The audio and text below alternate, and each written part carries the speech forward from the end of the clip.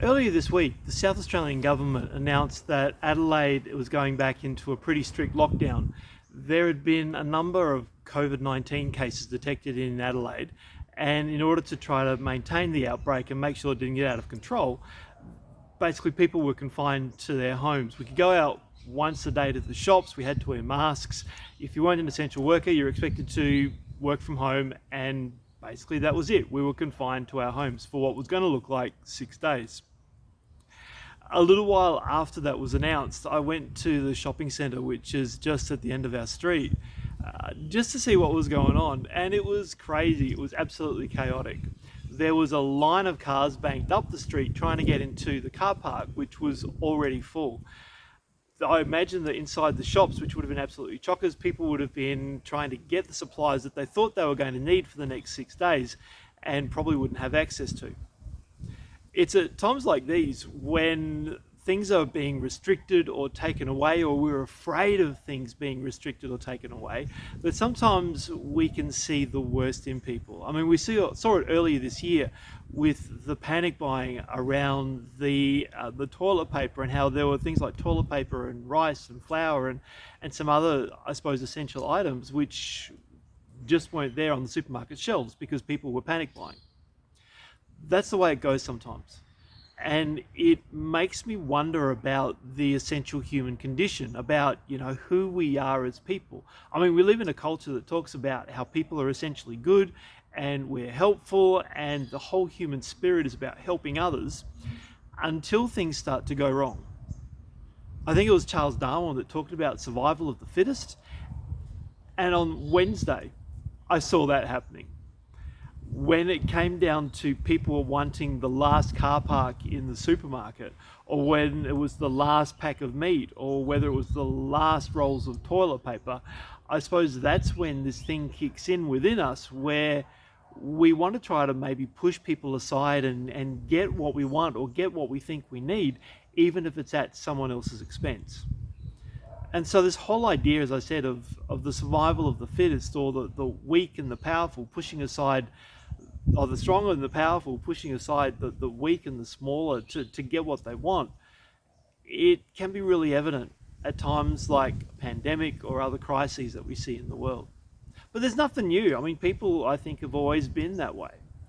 For example, this Sunday is the last Sunday of the church year, and the Old Testament reading that we're looking at is from Ezekiel chapter 34. And as we listen to Ezekiel's words, he's talking about sheep, and the larger, stronger sheep, and the smaller, weaker sheep. So to help me out, I've actually got some friends to come and help me. Here we have our larger, stronger sheep who's going to help us out. And here we have a smaller, weaker sheep. And what Ezekiel was saying that was happening in Israel at that time was that people who were behaving like larger, bigger sheep, and they were pushing the smaller, weaker sheep aside. They were getting them out of the picture so that they could get what they want. And in Ezekiel chapter 34, from verses 17 to 19, which actually aren't part of the reading, but they make interesting reading to put the rest of Ezekiel's words into context. What he's saying is that out in the paddocks, the bigger sheep would push aside the weaker sheep in order to get to the good grass, and they'd eat it up.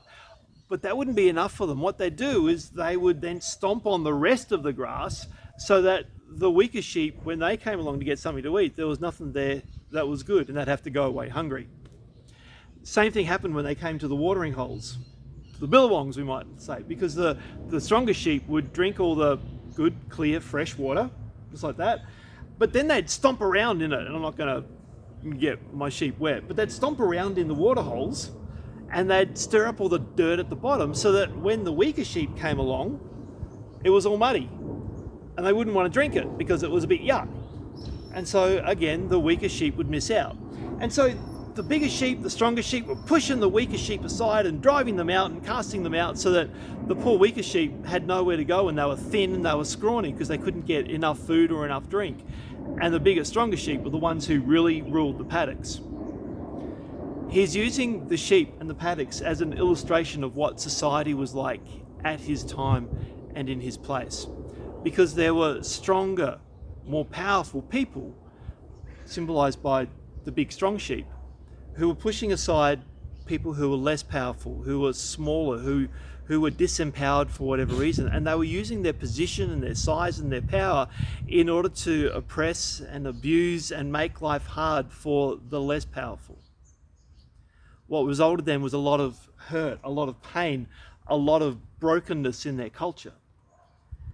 And so Ezekiel, first of all, he highlights this, but then he says these words, and the reading for this Sunday is actually verses 11 through to 16, and then again from verse 20 to 24. I'm not going to read the whole lot, I encourage you to read it.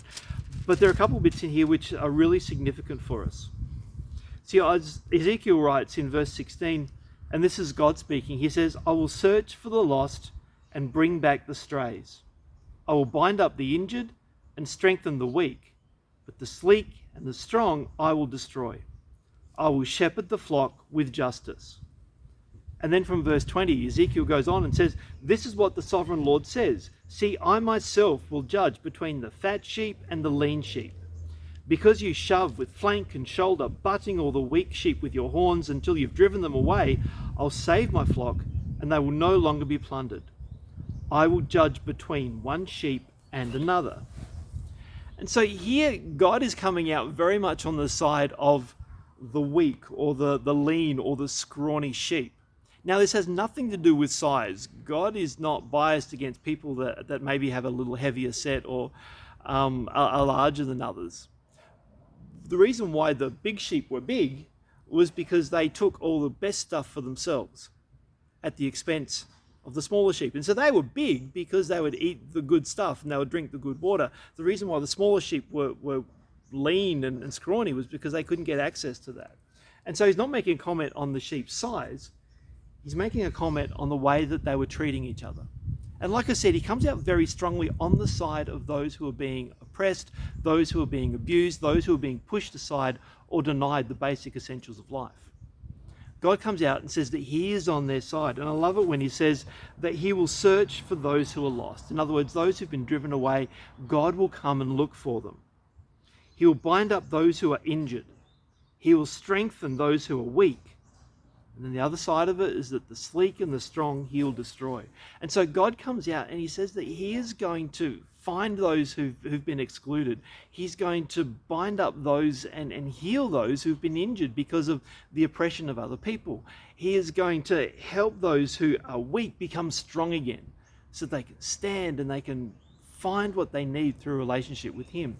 Now, the way that God says he's going to do this is by sending a shepherd. He says in verse 23, I will place over them one shepherd, my servant David, who will tend them. He will tend them and he will be their shepherd.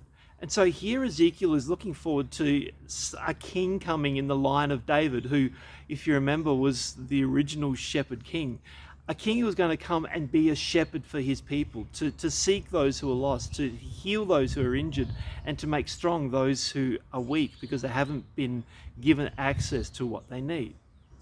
Now, anyone in New Testament times who heard Jesus talk about himself, I think it's in John chapter 10, being the good shepherd, will make the connection between Ezekiel's words and the words of Jesus, because that's who Jesus is.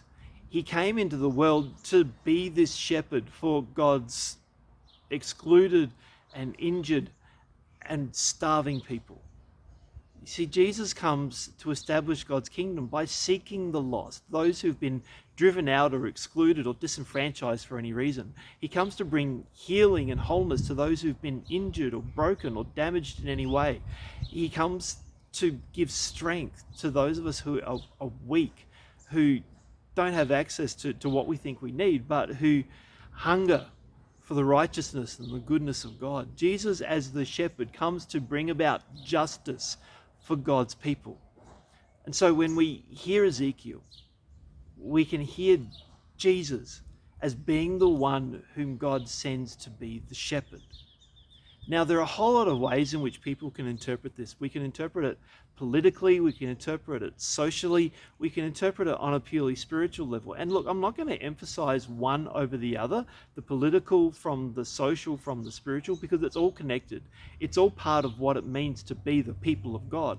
And even though I don't believe Jesus came to establish like a political kingdom in the world, his kingdom is essentially a kingdom of faith And so it's a spiritual kingdom. Still, he comes to shepherd us in this world so that as we live our lives out as God's chosen people, as his holy people, as the people whom he shepherds, so we can bring his goodness into the lives of other people.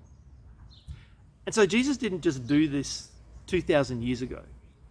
And he's not just going to do it at the end of time, because ultimately, as we celebrate the final year in the church, or the final Sunday in the church year, we do remember about Jesus who comes back at the end of time and who will finally bring about justice for all people. As we read the gospel reading from Matthew 25:2, remember that this is what Jesus is going to do. He is going to make that distinction between those who have been disempowered and impoverished and those who have been the oppressors and the abusers. And he gives us the warning here that those who have been oppressed, those who have been pushed aside or downtrodden, he will bring into his kingdom. And those who have used their power for their own benefit, to push people around or to strengthen their own position, in Ezekiel's words, they will be destroyed. They'll be cast out, where there'll be weeping and gnashing of teeth. And so we need to remember that as a God of justice, Jesus will come back and he will judge between those who need justice and those who have done injustice in the world. And so we can read it in the past, we can read it in the future, but it's also about the here and now. That Jesus is our shepherd. And he comes to seek us when we're lost, and he comes to bind us and heal us when we're injured. He comes to strengthen us when we're weak. But it makes me ask the question, particularly in the light of what I saw in our supermarket last Wednesday, when it looked like the law of the jungle, the survival of the fittest, was alive and well in our local supermarket, in our local shopping centre.